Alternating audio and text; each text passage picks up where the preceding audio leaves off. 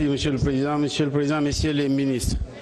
Monsieur le garde des Sceaux, ministre de la Justice, je voudrais voir avec vous à quand la promulgation de la loi organique relative au règlement intérieur de l'Assemblée nationale. Et j'entends certains qui se disent experts nous dire que le Conseil constitutionnel a 1 mois pour statuer. Le Conseil constitutionnel, en l'espèce, n'a pas 1 mois. Le Conseil constitutionnel a 1 mois quand il s'agit d'un recours en contestation d'une loi déclarée inconstitutionnelle ou en contrôle de contrariété par rapport à des engagements internationaux. Mais pour le contrôle de conformité, le Conseil constitutionnel n'a pas 1 mois. La preuve, la loi organique relative au Conseil constitutionnel a été adoptée ici à l'Assemblée nationale le 28 juin. Le Conseil constitutionnel, le 8 juillet, l'a déclaré conforme. Donc il ne faut pas qu'on mélange les choses. Alors à cela, il faut qu'ils lisent les textes et je pense que c'est important. Monsieur le ministre,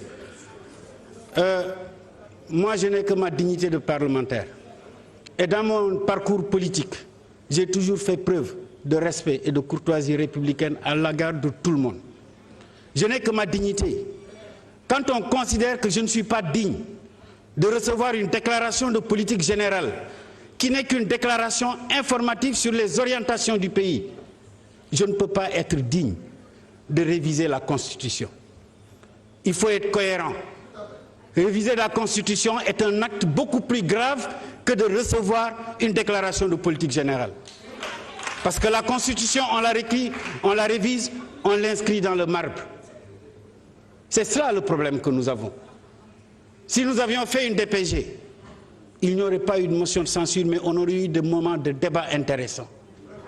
Suivi d'une loi de finances rectificative, parce qu'un gouvernement qui arrive a besoin d'aller vers une LFR pour revoir la répartition des crédits. Et après, si on veut dissoudre, on dissout. Où est le problème? Après, les gens vont aller aux élections. La dissolution, c'est juste le terme d'un mandat, comme la fin d'un mandat. Il n'y a pas péril en la demeure pour ça. Et personne n'est né pour rester député ou être député.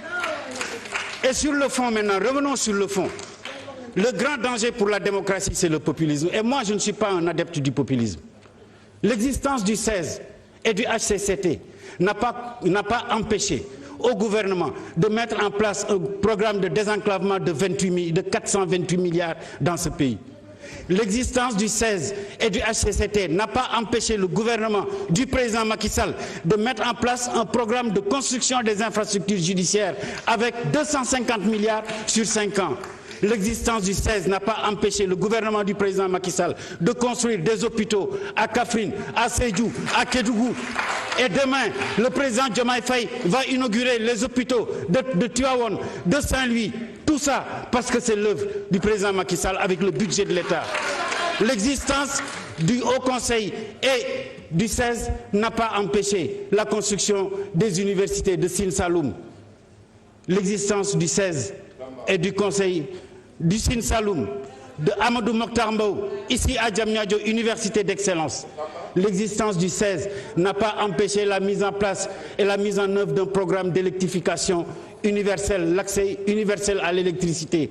L'existence du 16 et du Haut Conseil n'a pas empêché le gouvernement du Sénégal de faire des investissements substantiels pour la construction des infrastructures socio-éducatives. Combien d'écoles, combien de lycées ont été construits alors que le 16 et le Haut Conseil existaient? Non, je le dis et je le répète, je suis contre moi le populisme. Et je ne serai jamais de ceux qui pensent qu'il faut supprimer les crédits spéciaux. Ces crédits spéciaux sont une utilité dans le fonctionnement d'un État.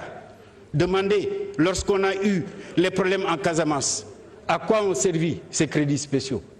Demandez aux pays qui nous environnent et qui nous ont accompagnés dans la lutte contre la rébellion, à quoi étaient utilisés ces crédits spéciaux. Non. Quand on gère un pays, il faut éviter ces actes populistes. Autant quand on est en conquête, on peut tout promettre.